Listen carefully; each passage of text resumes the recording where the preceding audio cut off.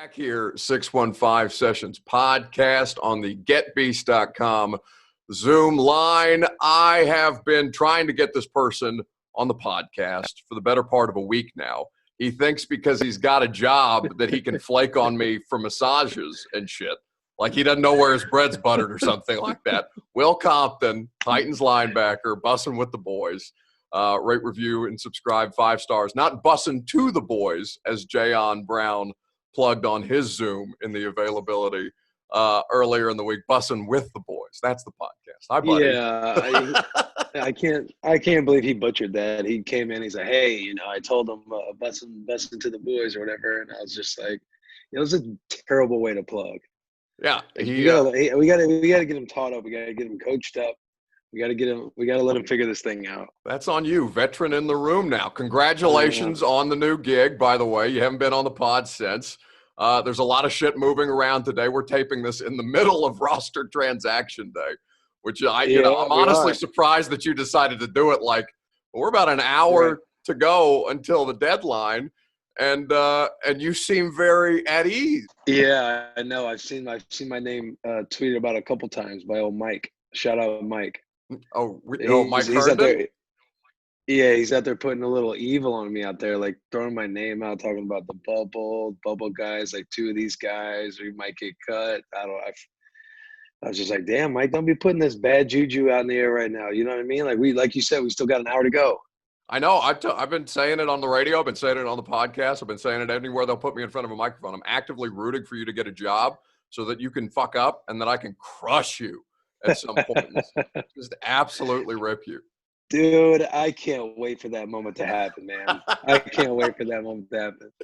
So you're back. We'll talk. Honestly, I was thinking about how we want to do this. We're kind of live producing the podcast. Do you want me to tell you as shit comes down the pipeline, or you want to just wait until this thing rolls out? Because I can do it one way or I can do it another. I don't know what you would prefer. What do you mean? What do you mean? Let it go down the. I'm getting pings on my phone every 30 seconds about transactions happening in the NFL. So you're saying if I get cut, you want you to break it to me right here on the pod? No, I don't want to do that unless you want to do it. Listen, I'm gonna take it easy on you today. I'm asking you how you want to do things. Yeah, if we happen to learn that I get cut on this episode while this is recording, I don't know how we go about doing that. I was gonna say, what's gonna happen? I think I'll just grab my phone and point and just be, hey, I gotta go turn in the old iPad. I'll probably have a smile on my face, but just know deep inside burning, there's a fire growing somewhere. The phoenix from the ashes, rising to the occasion, baby, fired up. No, okay. So tell me about, because we had our Zoom availability with you. You were stereotypical athlete at the podium. You just totally sandbagged me when I tried to ask you what I thought was a decent question. I won't have any of that here, by the way. Like, I'm not going to put up with that. It's one thing with everybody else. It's a different thing here. Right. It's different, man, because I'm telling you, you go a little, if I go too into, I guess the character, quote unquote, of bussin', you got other reporters right there that are ready to quote you or put any headline out there. And you know what I mean? You don't have control of any of that narrative. Oh, you want to name names? You want to take out the Titans media?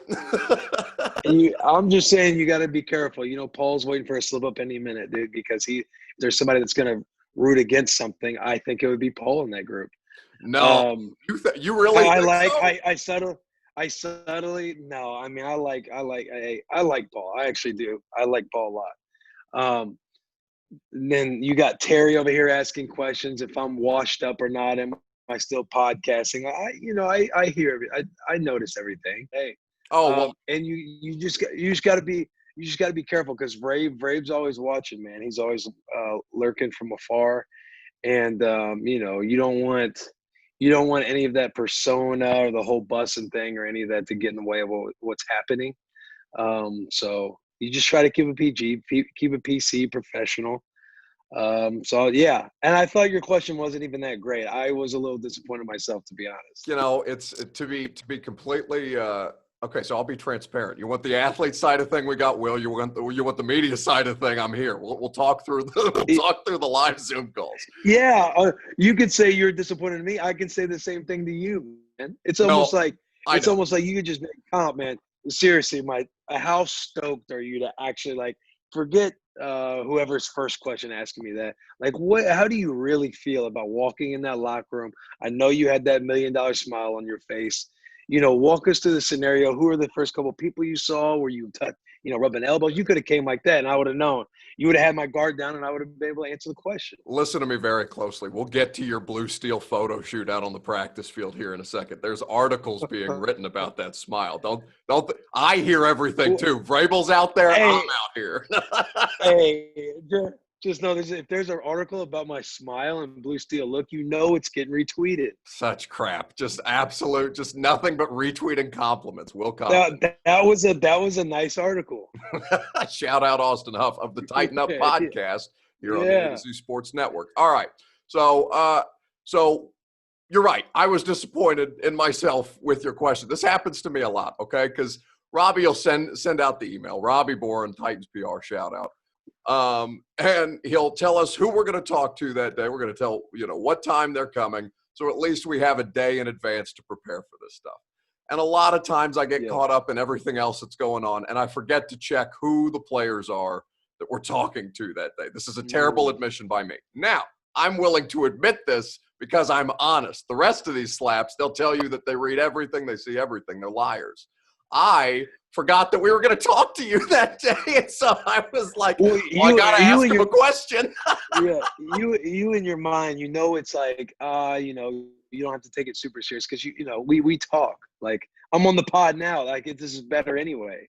Well, when I'm in a room separated, like the way they got it set up is they got the things drop behind you. You're right next to the locker room, like You're sitting there, you got 45 minutes of practice, you got a pre-practice routine, and you're like, and Puff comes in, hey, can you do media, blah, blah, blah. And it's like, it'll take 10 minutes. So you're thinking in your mind, like, okay, I can't sit here and be my talkative self because I got to get out of this thing so I can get ready for practice. Yeah, all of these things are done intentionally to keep you guys from being any kind of interesting on the Zoom calls. Like, they're really good at their job. Like, it's a really good job out of them. Shout out Mike Vrabel for moving media stuff before practice. Anyway, shout out Brave, dude. Shout out Vrabel. No, he's like, he is to his core for the boys. Like, it's funny because we and I don't want to get into too much talking about Vrabel because I think it's a different dynamic right now. You're on the team. I'm now have to cover you. And so I'm not, we're going to try and be smart with the way that I don't put you in a position to blast your boss or something like that. But he's so willing to get out in front for you guys with us in a way that's noticeable and in a way that we're actively trying to like fight. But even when like jokingly, like even when Paul or me or somebody wants to get a ribbon about you, like Shane saying he's pleasantly surprised at how good you're moving out there, and Paul trying to turn it into a rib with Vrabel, like trying to get something out of Mike. Like Mike, even then, super serious head football coach, and then he blasts Paul on the back end. I love it, dude. He really is, man. It's funny because we were doing the Family Feud stuff for like Barstool when we were in quarantine and stuff, and we were on the, I recruited him to the squad, and it's just funny how everything works. Like we're texting about, ribeyes and where I get a ribeye from, and he, getting him a box since he's been on the podcast, the whole Bust of the Boys thing. And then guys are getting their boxes as I am about to work out for them. It's just Where's my box, by the way? I have to go to training camp. Hey, you gotta get a box. You gotta be in a locker room, Buck, and in a locker room playing for a team. That's just. I don't even get to do that in 2020. So yeah, you don't even get to be in a locker room in 2020. But he really is. He's so for the boys. I think he wants to co-host. I think he wants to be a full-time co-host. Honestly, deep down, if you see his son Tyler is now hosting a podcast between two tackles. Jen, Tyler's mom, Vrabel's wife, she's tweeting, like the boys. We're subtly shouting at the boys like, hey, Vrab, he wants to. He's one of the boys for life. There's no question about it. He knows what he's doing, and I respect it. No doubt. I respect it. He definitely knows what he's doing. He enjoys it. he knows to balance everything very well. So weirdly, tell me. Then when he does come in with a jab, on you, you kind of don't know if it's a joke, it's some serious, because you don't know what hat he's got on at the moment. Yeah, no, he's like all football people. Like all football people are insane. We were talking to Jay on. There you go. Yeah. Yes. We were talking to Jay on, and like I remember Mike being like pretty focused on Jay on when in his first year, and I'm pretty sure that was your first year here too. Yeah, Mike's first year. He was very much on Jay on head coach, and like we were asking Jay on about Mike focusing on him and like how that relationship has kind of grown and how they work together now. And he's like, well, you can't take everything that he says seriously or take it to heart. Like it's all coaching points, but he'll get you. Hey, there's no question, man. Nobody's safe when you're around Brave, dude. Okay, so he wanted to work you out. You talked a little bit about this with us on the Zoom, kind of set the scene for the audience with how they came to contact you, how that all went, and how you ended up back on the squad. So leading up to that moment, the Browns had called the week before asking for a tryout, and we declined. We were kind of, again, waiting till the end of camp, and then the process of traveling to go just for a workout, and you're not going to understand if you get signed or not. It's a lengthy process. Like, fortunately for me, when the Titans called, I'm just driving down the road to get a COVID test. Guys are in their hotels and stuff for a week at a time, figuring out if they're going to make a team or not, because you got to do a COVID test on day 1, COVID test on day 2. Then you do a COVID test and work out on day 3. You might not know what's going on. You might get signed on day 4. Like, you're in a spot. It's not where you fly in and out and you'll know right off the bat if you're going to make a team. Like, you're just sitting in that boring hotel room with all those guys for the most part. And so I was laying, my fiance Char and I, we were laying in bed the night before and kind of talking about how things might shake up. And we were talking about, what do we think I might do? Like, do we start, do we start getting back in conversations with the Raiders? Because the Raiders had an offer on the table for me since June. And, they had just released Bryce Hager, I believe, who was an inside backer there. So, and I had stayed in touch with Coach Gruden and all them. And you're just kind of like, hey, this could be like, we got to get ready to go and move and plan our whole double life thing with me in Vegas and then being back in Nashville, blah, blah, blah. I kind of just like, dang, hey, it's winding down. Like August is getting over with. And she's like, do you think the Titans would ever say anything? And I remember telling her, like, I don't know, like, you just never know, because if you look at the roster and stuff like that, like they could have a need there. I don't know where I would be on their radar, on their short list, if they have a set list of backers, yada, yada, yada. And so we go to bed, and the next morning, wake up, she's out hiking, and I get a text around 9:30 from old Vrabel, and I see his name, and I'm like, oh, what's he gonna say? What's he about to bust my balls about? Or so, I feel like I would get nervous every time that would happen. Like there would be like a little bit of like fear, like I don't know. Well, with Vrabel, like our, I guess, relationship our dynamic has been a little different since I haven't been on the team. He does all the boys stuff with us. Like the Family Feud, anything Barstool where we needed a team and round up. Like, I have a few guys that I go to. Vrabel's one of them. And then when I was on the Raiders, he's sending me a picture of like zoomed up photos of me and my teeth, like under a helmet. And it'll be like beautiful teeth and stuff, like just stuff that's like we just weirdly kept in touch. So I see his number, and I see, and my eyes get a little big. Like, man, like I'm thinking in my mind, I hope this is like a text about potentially playing, or it could just be a joke about a box, about one of the For the Boys box, whatever. Open it up, it says, "Are you in shape?" And I was like, "Oh shit, this is going down." And I was stoked, man. And I just put, he said, "Are you in shape, or have you been eating too many ribeyes?" Because every weekend I post a steak and cigar photo. @_Will Compton. We'll give him a plug. Yeah, @_ Go ahead, go give the boy a follow. But I put influencer. I put laugh out loud. Yes, I'm in shape. And then he goes like football shape. another question mark, and I was like, I said, man, I just put, man, I wouldn't tell you I'm in shape and risk looking stupid in front of you with that clicker in your hand in team meetings. And I said I would need a couple of days to run around on pads because football shape's just, it's just different. You think you're in great shape, blah, blah, blah, and then you put on pads for practice, training camp for the first time. You're like, son of a bitch, dude. It doesn't matter how hard you train. But anyway, he said, okay, sounds good. My agent calls me in a few minutes, and he says, hey, the Tides will work you out on Wednesday. And I'm just, subtly grinning ear to ear and just like, fist, because I'm like, I tell him, I'm like, yeah, we want for sure doing this workout because I'm here, I'm in town. He's like, all right. And then John shoots me a text and says, if you can get a few minutes away from the bus on Wednesday, we'd like to have you in for a workout. And I just put, laugh out loud, I'll be ready. And so then Monday happened. That was on Sunday. Fiance comes home. I tell her, we're stoked, obviously. And we both just immediately temper it down. We're like, hey, we have no clue how this can shape up.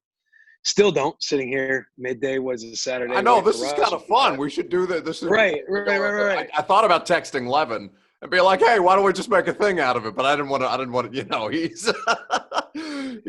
go ahead. You can tweet if you want, but hey, I'll casually just talk a little right now as we start winding down this roster. But we tempered down because you're like, you never know what's going to happen. And my initial thought was, all right, I'm going to crush this workout. And then, hopefully what I'm thinking is that the Titans would have an offer on the table for you, but then you suddenly get a little nervous because you don't know what the Raiders are going to do, because the Raiders have been interested the whole time. And they're kind of like, I guess allowing me to not do training camp, I guess. And so you test Monday, you test Tuesday. Word got out that I was trying out and stuff, and everybody's excited. I'm trying my best not to look at too much stuff because I'm trying to like focus in and be professional about it. I just can't believe you couldn't break your own news. Like you're dude, such a bad job out of you. It's tough. I would like, because I did when I was on the Raiders last year for sure, but I think it was the dynamic that I don't necessarily know anybody at this team, at the Raiders team, and I can kind of like, hey, it is what it is. Yeah. And with this organization, I know like everybody.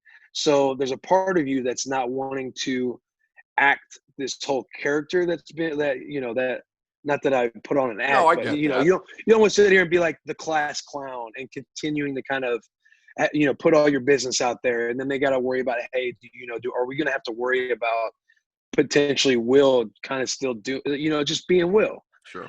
And so, that's why I wasn't fully like breaking my news or like, tweeting thread the thing, because you just know they're watching, I guess. Like I know Ray watches my social media. Like you just don't, you're not trying to do anything that to disrupt what could potentially happen. No, there is nothing worse to football people than distractions. My God. Right. Exactly. And they're obviously trusting the fact that they're, hey, let's see what Will's up to. And, so, Wednesday happened, we work out, had a great workout, go to immediately, like my workout lasted like a few minutes. Then we go to get a physical. And then that's when everything pretty much started. And then it was like negotiating basically over signing bonus, roster bonus, this and that, like small stuff that was so petty, monotonous at the time because it's dragged out over hours. And it was just coming down to the Raiders and Titans and basically deciding, which spot I wanted to be at. And, that's how it worked out, dude. All right. So you get the deal done. You get a position where you don't have to travel. You get to hang out at home. Like you get to hang out and be close to home base. Like that's got to be so huge, especially after what that Oakland experience must have been like, to have to kind of pick up everything on the fly and head out in the middle of it. So you get all this done. You waltz into the Titans locker room where we're not allowed to be anymore. So I have no frame of reference. What the hell does that look like? Like, because this is the most over-celebrated signing in the history of signings. I mean, my God, you would have thought. Listen, you're a bigger deal at this point than Jadeveon Clowney. Like I'm sitting here, I'm tied to my desk like an indentured servant for A to Z Sports, trying to figure out where the hell this man is. You're the bigger signing. You blow up the internet. What's the locker room look like? Oh man, dude, we were we're jacked, dude. When I was trying, when I was going through the tryout process, and I got the text from Vrabel, and I knew I was going to work out, I just shoot the eyes. I shoot the eye emoji to Taylor, and then I said, call me ASAP. He calls me.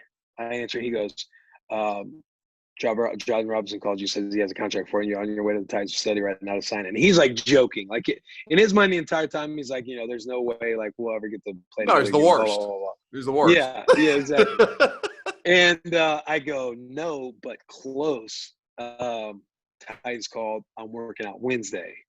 And he's like, you're fucking kidding me, dude. Yeah. Or you're fucking kidding me. I don't know why I believe myself. It's fine. Yeah, no, listen, you're already molded into the cliche athlete. Like I'm trying my best not shut to the fuck up, Buck. No, you're there doing. You go. There you go. There you go. See how much better than it. Do you feel better? It feels good. It does. It felt really good. It felt really good. And Taylor's like, you're fucking kidding me. And I was like, no, dude. And he was like, he goes, I don't know how to feel right now. He's like, I'm stoked. Do I need to go? And I'm like, obviously we need to work out, blah, blah, blah. But when I sign and it happens, dude, I was jacked, man. I mean, you can imagine. It's like you go through 18. It's just like you have nostalgia. You have like ties to Nashville because of Bussin', the boys, like Taylor, like teammates, everybody I still know there, like Vrabel, all this stuff. So you have this place of nostalgia in your head that always seems to be like, those kind of days and memories are usually behind you. So everything feels that much better. Like, man, you wish you would have this and that more, like you could be playing together, blah, blah, blah. Like, you just never thought that this situation can happen. So it's like walking back into nostalgia. You know what I mean? Like getting to go back to, I guess, high school for a year or college for a year. Like you get to go back into a locker room that has a lot of the same guys. You have a lot of the same relationships. In OTAs, Vrabel had Taylor and I as Bussin' with the boys and Frank Caliendo on to basically entertain the team, the 90-man roster. Like he just wanted us to be like our Bussin' with the boys crew, and we're on the phone with Frank and lining stuff up. And then so everybody's kind of aware of me coming in, and some coaches are still there. My D coordinator from the Redskins or the Washington football team, Coach Jim Haslett, he was my coordinator my first 2 years at Washington. So he was the first guy to kind of take a shot on me, find me, give me reps, like, hey, we're going to go with him. You felt good. Knowing he was in the linebacker room, it was just amazing, dude. Like it's, I'm stoked. I mean, I'm not going to stop smiling all year long, I guess, unless we just blow this whole opportunity, because another thing you're coming into is you're on a contender that can make a run at the Super Bowl. So it's like all of these things. I'm here in Nashville. I don't got to rent another house. Like, dude, life is fucking good, bro. Yeah, like, no, I'm fired up. Tough. It's tough. That's what I'm saying. It's like tough to beat this life. Yeah. And so I'm just stoked. I walk in, you just see everybody. You're saying all the old sayings. You're dapping everybody up. You feel good. Raves chirping you and fucking trashing you in meetings again. It's just like, dude, it's awesome. And I'm ready to go. I'm ready to battle with the boys. I was about to say, look at you. That's what I'm saying. I'm ready to go. Man, that's an incredible. It's just an incredible way that things come full circle that way. Like, and it did have to work out. And there's obvious reasons, like, because people look at the NFL and they, especially with the way that fantasy is kind of like commoditized, you guys, I don't even know if that's a word, but like turns you into just merely transactions. And today is a tough day. Like today is a shitty day for a lot of people. But all of the, I just think it's a pretty unique opportunity, man. I'm getting texts that are making me not that you should be nervous about, but like I'm thumb on the trigger over here. There's some stuff moving around. This is exciting. What do we got? Well, what do you want to know? Fuck, I don't know, Buck. Just tell me whatever.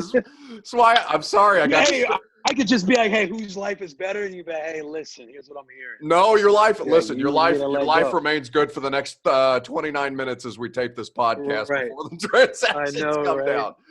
I know, but like you're right though. Good things for your team, though. Good things for your team. Yeah, we'll leave it at that.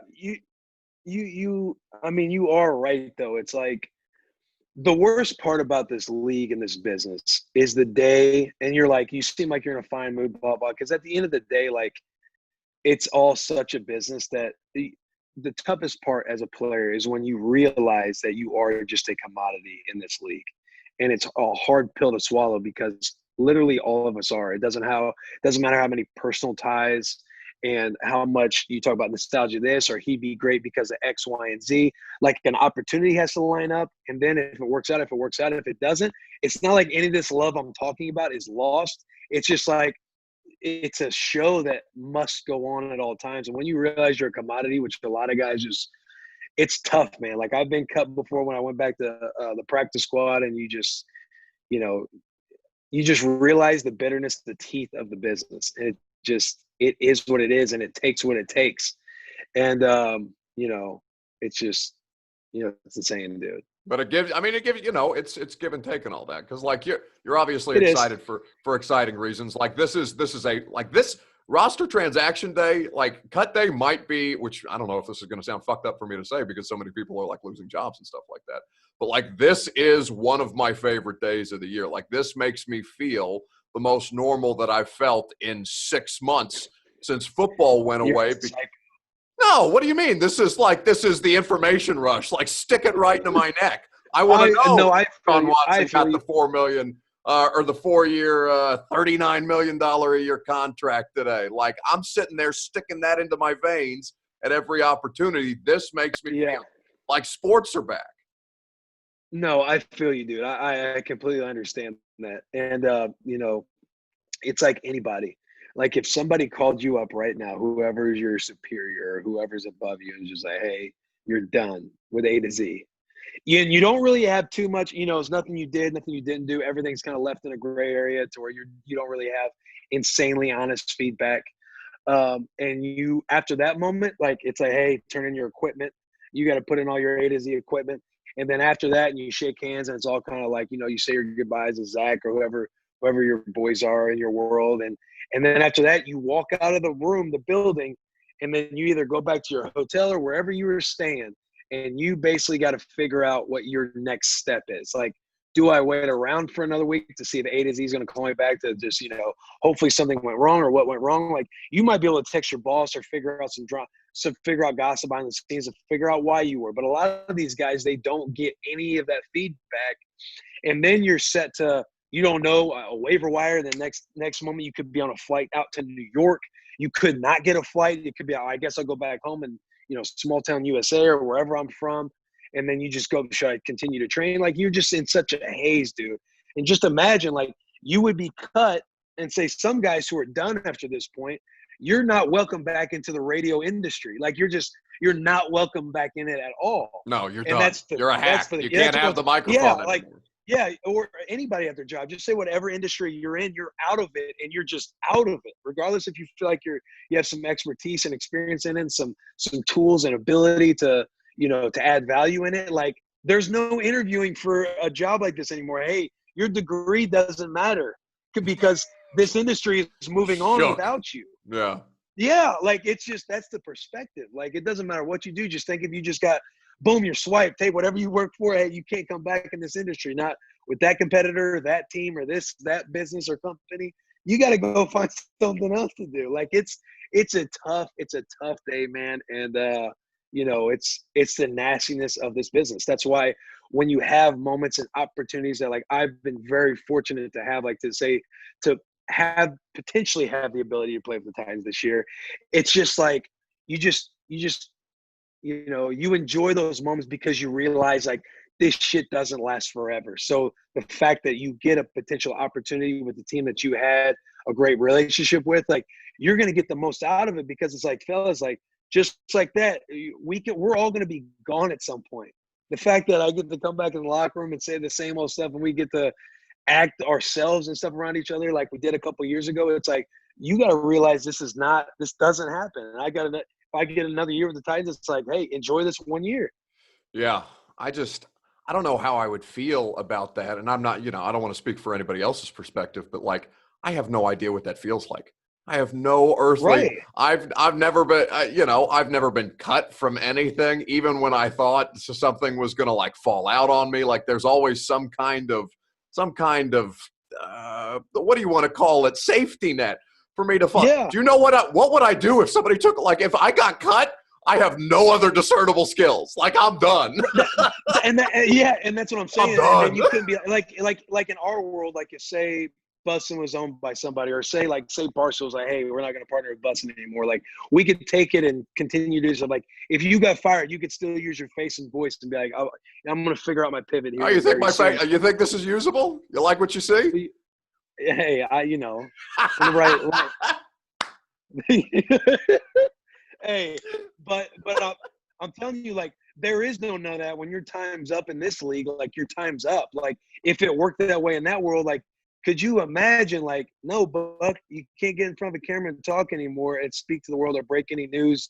And then whenever you get cut, you're on some ticker about it, and everybody and anybody is, mentioning you whether it was a good idea or a bad idea, and you got to read about it, and there's just no coming back from it. It's not like you could just turn off your phone. Like that's what, like I honestly, right. like I watch stuff like Paul George. I don't know how much of this bubble basketball you're watching, if any. I know you got a lot of shit going on right now, but like I watch Paul George just get absolutely murdered on social media for the way that he kind of like chokes in the playoffs or something like that. And even when there's no fans in the arena or something, he goes out, and in that playoff game, I can't remember what his line was, but he had like 35 points in 25 minutes.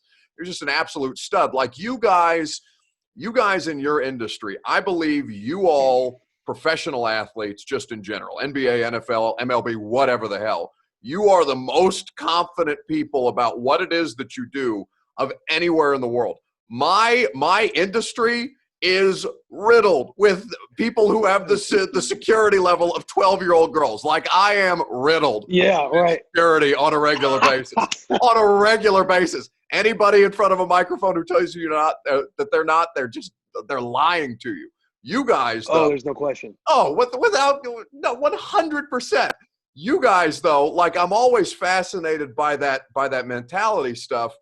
And I know you listen to people like Joe Rogan and like motivational right. people who I know you've had on Bussin' with the Boys and all that kind of stuff. Like I'm fascinated by that mindset. One, because I can't identify with it at all. Like I'm just constantly, living in fear of when the next time somebody's going to take my microphone away. Like this thing is like a pacifier for me. This is my life. This is how I have to exist. You guys, right. Though, it's a whole different world. It is, man. And it's like,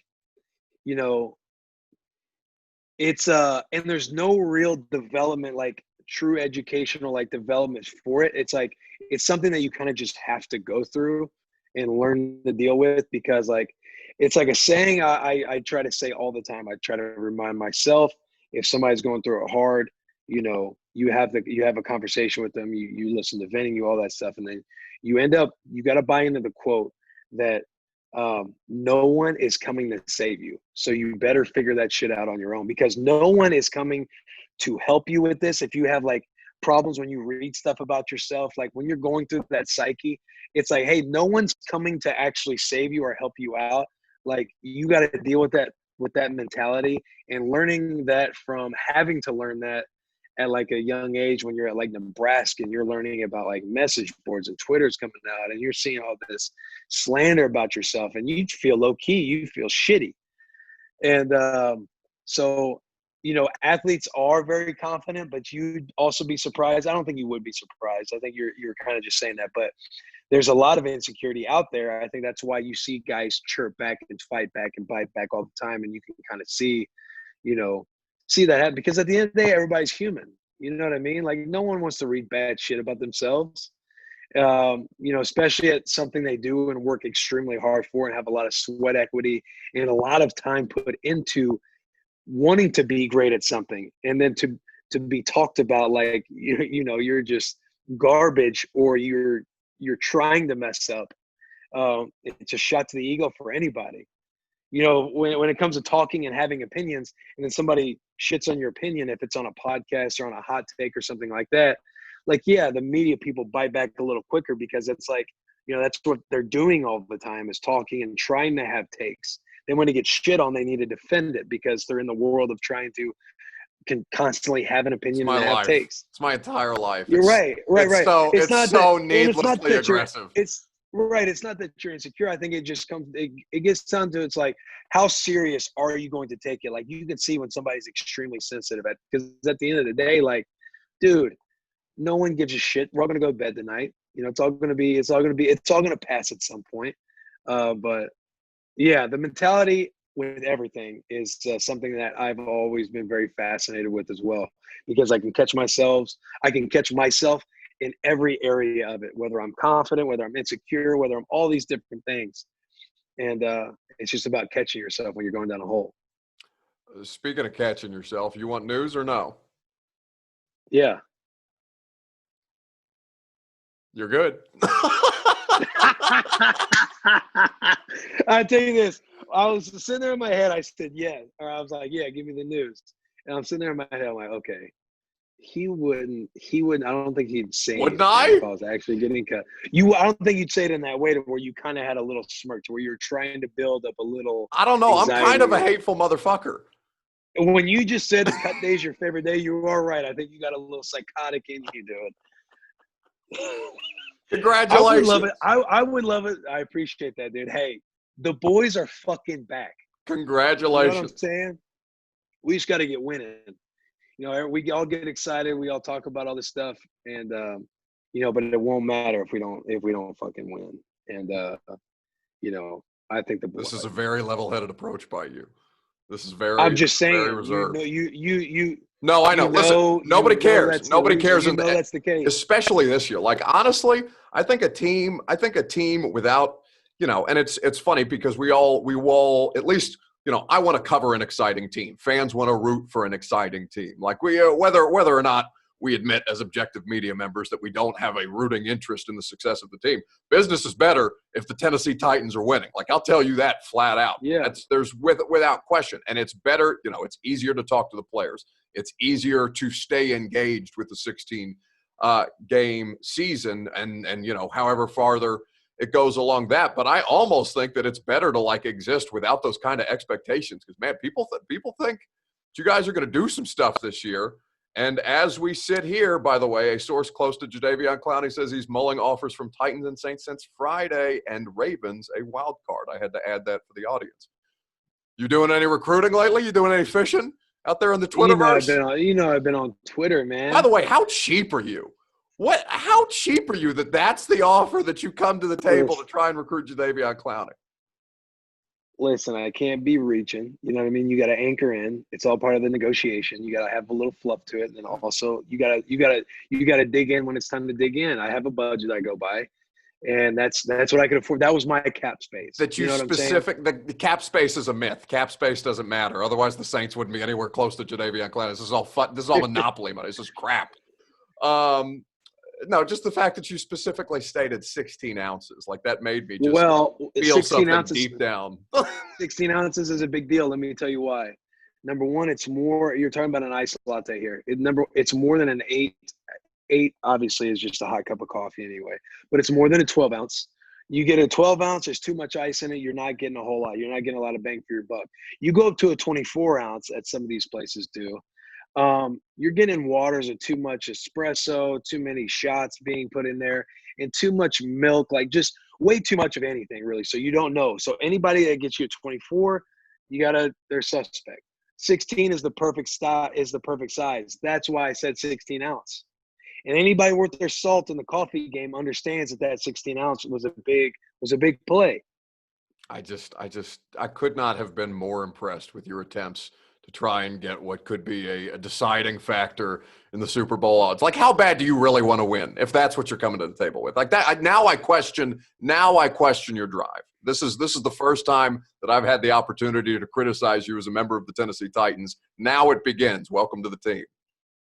Yeah, well, you got to trust your team. I know my role. You know what I mean? I'm trying to play my role, and I'm trying to play it well. You got John in the organization playing the big boy role. How bad do we want to win? You know what I'm saying?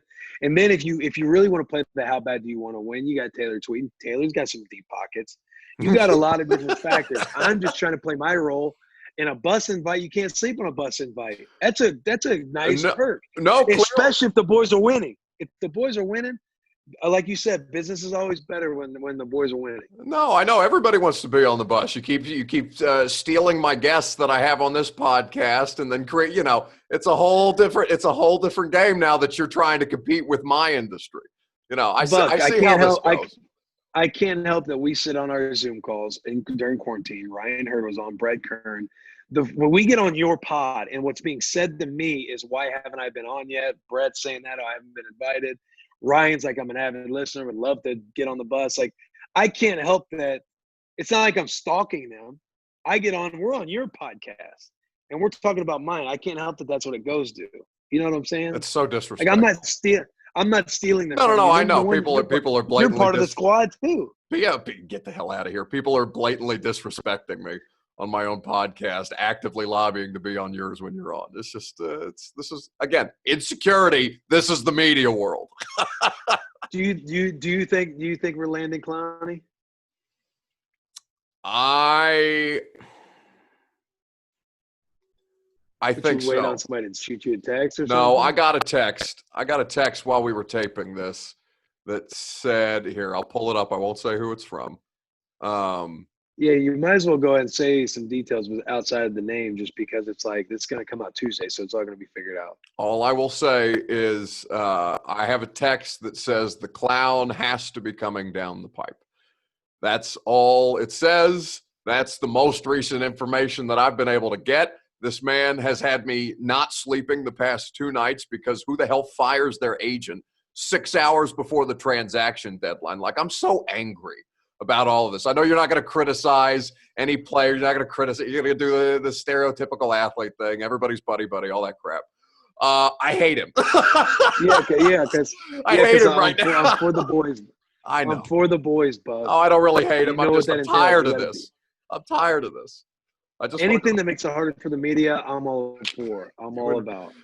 We should have a day to where athletes get to put you guys on like some wire or some stage, and we just get to trash the shit out of all you guys. Oh no, listen, I 1000% agree. Like, I know that I would thrive, which is why I'm there for it. Like I think you would too. I don't got to worry about you guys are the least of my concerns. You see what goes down in my Twitter mentions? Like, I'm not worried about you slaps at all.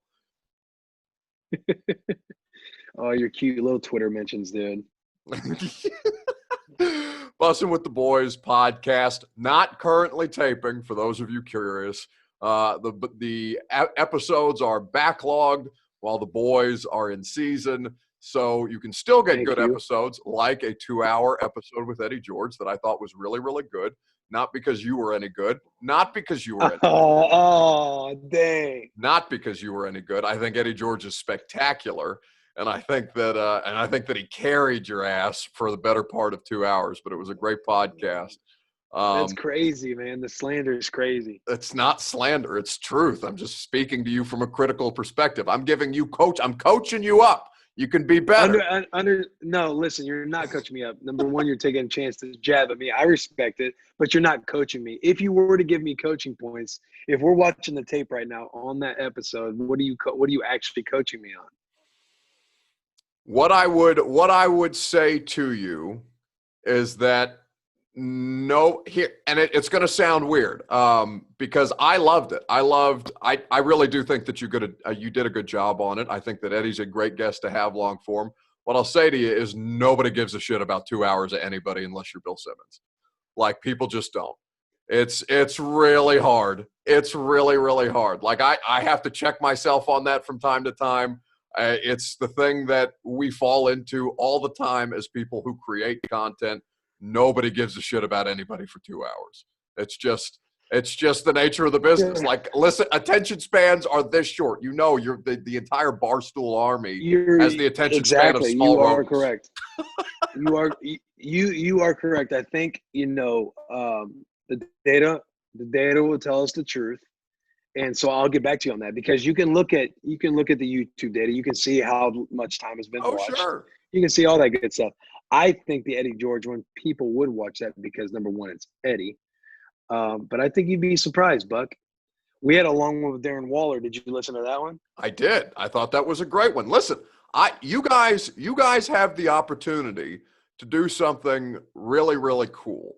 And I've told you this before, and I guess I should give you some kind of compliment if you're going to take the time on roster cut day to hang out on the podcast. Yeah, not only roster cut day, but I'm all the way up to the time to where you can tell me I'm safe. Like that, hey, come on now.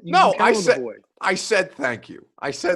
Like, well, don't give me this backhanded, like this Vrabel face that looks at, It's not a Vrabel face. Listen, the eyebrow is genetic, although Mike's really good at it. That's I think the thing I miss most about the in-person press conferences, like I know, right? The cocking of the eyebrow. Yeah, it's the best. But anyway, no, you guys, and I told you this when I came on the bus, to tape one of these, and I've told you this before, like, you guys don't need us media-wise in the way that people used to need reporters. Like, everybody's got a Twitter handle. Everybody's got a phone. Everybody's got an Instagram account. Like, it's no longer the go-between for athletes to be able to utilize the platform that the media provides. I think there's good and bad to that. I understand that it makes me less valuable, but as long as Stephen A. Smith is out here getting bags, like, I feel pretty good about where my market is trending. But I also think that, like, I can't talk to Derrick Henry about life the way that you and Taylor can talk to Derrick Henry. I'm never going to be able to do that because Derrick doesn't know me like that. I haven't gone through life experiences like you guys have with Derrick or Darren Waller. And I know Darren Waller has talked to publicly about substance abuse and how the trajectory of his career has been all over the place. I mean, that's one of the craziest stories. And, dude, no free shout outs, but if you have not heard that episode, right. rate, review, and subscribe to Bussin' with the Boys, wherever it is, Buck. Podcast. Listen, I know how to, it's okay. It's okay. Let me do my job. All I'm saying is, like, those are the conversations that people want to hear, like human conversations, not this crap that we're getting on Zoom. I hate this year because I can't be in a locker room and I can't talk to people. Like, people are asking, people want to know about Vic Beasley. And again, I'm not going to ask you to, not going to ask you to make a comment one way or the other on any of that, but people are asking you about, like, Vic Beasley or like these undrafted rookie free agents or just new players on the team, things that are going on. And I feel like I'm completely unprepared for the job of covering this team because I can't talk to anybody the way that I used to be able to. I don't know these at all. I have such a glaring blind spot in my knowledge base, I feel like, this year, that I don't know how we get through it. I don't know. Yeah, because reporters or media members can kind of set themselves apart, or they become this, or they become, like, trusted and credibility and all that. Is you can build those relationships. Do you consider me to be either of those things, trusted and credible? To an extent, you know what I mean? To an extent. Because you know this, like, you be in the locker room and you're building these relationships, even when you're not sitting there recording them and doing an interview with them. You're talking to them, you're talking through situations with them, you're just kind of building a rapport with them. And when you don't get that, and it's all set to Zoom in certain time periods and no lingering, no, like, side combos, like, I'm sure that shit is tough because you do. It's like, what all do you get ready for, prepare for, or get a beat, or like get a gut instinct on something without actually being around an environment that can give you a gut instinct on something. Yeah, but larger point, like, to the podcast, it's a place where those guys can be open and be comfortable and talk to an audience that wants to know about moments like A.J. Brown getting in Taylor's ass on penalties in a way that was very, very public to all of us to be able to watch, and for us in the press box, and the television broadcast, I think, caught it in the Chiefs game. And it's not the first time that it's happened, but, like, AJ is not going to talk to his teammate, or not going to talk to us the way that he was talked to his teammates. That, I think, is what the bus represents more than anything. And I think that, you guys could do a little better job asking tougher questions of people that, but that's selfish media guy. I want the headline. For sure. There is a balance, because like when you say asking tough questions, it's like, are we asking tough questions to be in a situation where you're creating a headline? Because if you want to be for the boys, we got to exemplify what being for the boys is about. So you're not trying to get anybody backed into a corner or having like some tough question to put anybody like on ice or on some hot seat. Who do you know what I'm saying? I get it. I hate it because I want information. It's my job to have information. And so like I'm listening to those things from a different perspective. I don't think Titans fans care about care about it the way that I care about stuff like that. But I think that it provides important context so that there's a more well-rounded version of the story that exists from both sides. But I get that the conflict that it creates. Who do you pay attention to interview wise? Like do you just how do you prepare for an interview? Are you watching anybody in particular? Like, are you listening to Joe Rogan and trying to take things from him? You're free to say me. I think I'm pretty good. You're free to say me. I think I've got some pretty admirable traits as an interviewer. You do a good job staying on subject. You do like when I've went on a couple little TED Talks on this podcast already, you've done a great job putting it back on the circling back around to what we were actually talking about in the first place. You do a great job, Buck. Listen, I'll compliment you. I don't got to sit here and be like, oh, I've told you, blah, blah, blah. I give the old eyebrow. But I listen to Joe Rogan. Who else do I listen to? I would say mostly Joe when it comes to having an interview format. Just listening in the subtle things to where understanding that people are interested in hearing the guest talk a lot and understanding their story, and not everything needs to be something that's coming out of my mouth. So getting them to elaborate more, the whole thing with like, there's even like negotiating skills when somebody's like saying something and you just mirror them and say their last few words to be like, what do you mean by help them flesh out a point? Right. Like they say a sentence and you say the last few words of that sentence just to get them to elaborate more, going more in depth in that sentence. So there's like little things I try to pick up on. Sometimes I can't help myself. I just talk. I get a lot of good work with Taylor as well because Taylor enjoys the mic. Being in the way to where I'm sitting there and then understanding what we were talking about and keeping that stuff in my head, I think, and a lot of it's just experience. I think you probably agree that a lot of it, you just have to get out there and do it and like hear yourself be trash and shitty and then understand how you need to work on certain things or not talk so much. Or do you listen back?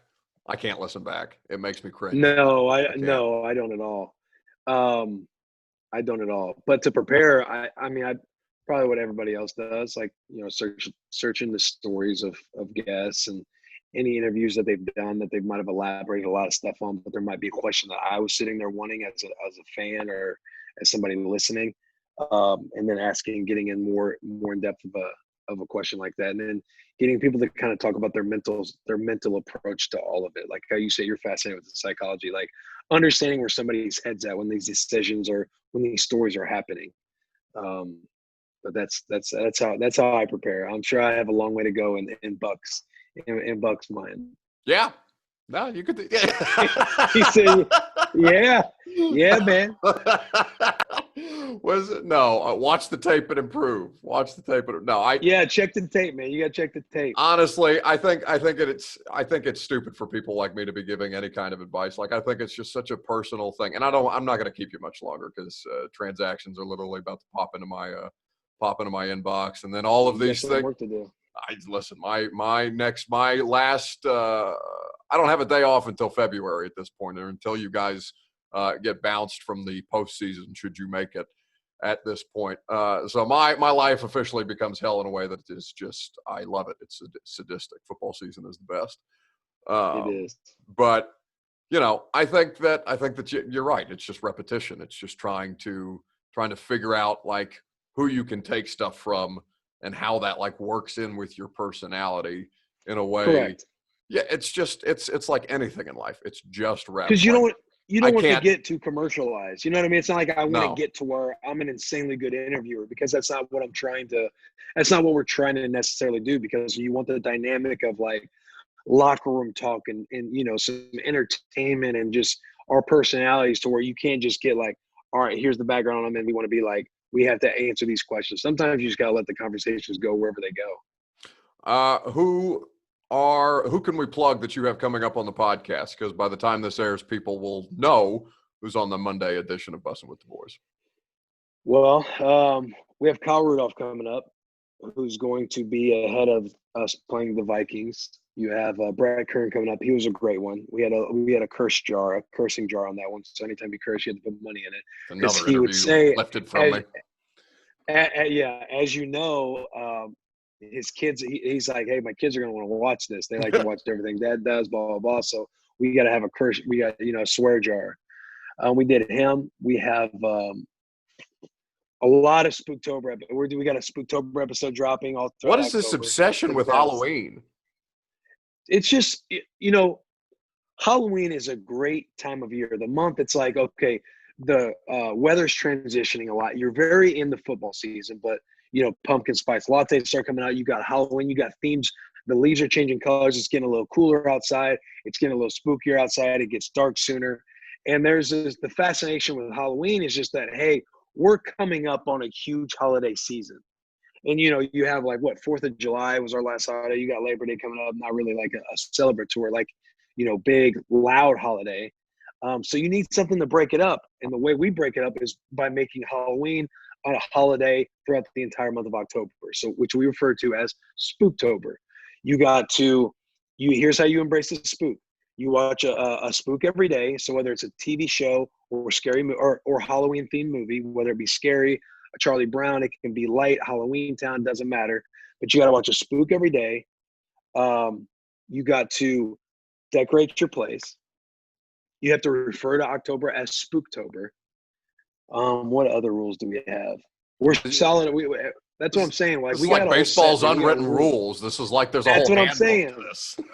That's what I'm saying. That's what I'm saying. Oh, and every weekend you got to go to a spook. So whether it be a haunted house, which publicly I'm sure that haunted houses are going to be shut down. So one thing that we're going to try to be doing is, hey, one of us, whether it's me, Taylor, somebody else, whoever's joining us, every Friday we would always go to, and we got to do this last year since I was on the couch until the end of October. But every Friday you go out to eat and then you go to a haunted house. So every weekend you got to go to a spook, whether you're going to a pumpkin patch, a haunted house, a spooky area. Maybe since haunted houses are shut down, you look up haunted areas in Tennessee or wherever you're from, and you go visit them because you're embracing the spook.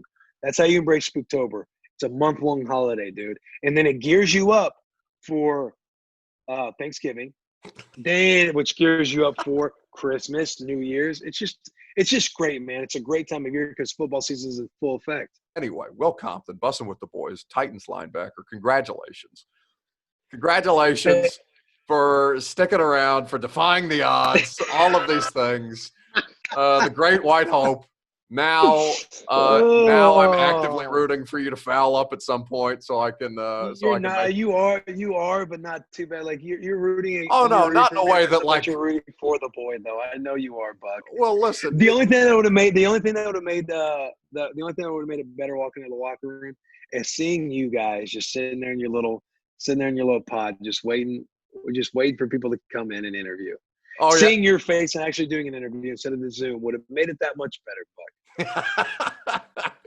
Well, maybe, well, I don't know. What the hell? It's not going to be in 2020. There's no point in wanting things that aren't going to happen. Anyway, rate, review, and subscribe wherever it is that you get your podcast. 5 stars and all of those good things. Number 53 on the field, number 1 in your heart, Will Compton, Titans linebacker, kind enough to give us some time on the 615 Sessions podcast. Thanks, buddy.